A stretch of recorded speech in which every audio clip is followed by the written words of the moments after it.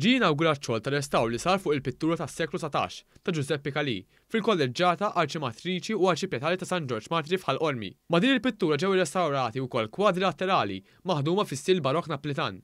Dan huwa parti minn proġett komprensiv minn fondi tal-Kunsill Malti għall-Arti. Ir-rettur tal-Fratellanza ta' San Giuseppe fil-Kolleġġjata ta' San Ġorġ Martiri f'Ħalqormi spjega li dan il-kwadru huwa wieħed mill-ewwel xogħlijiet tal-artist Giuseppe Calì.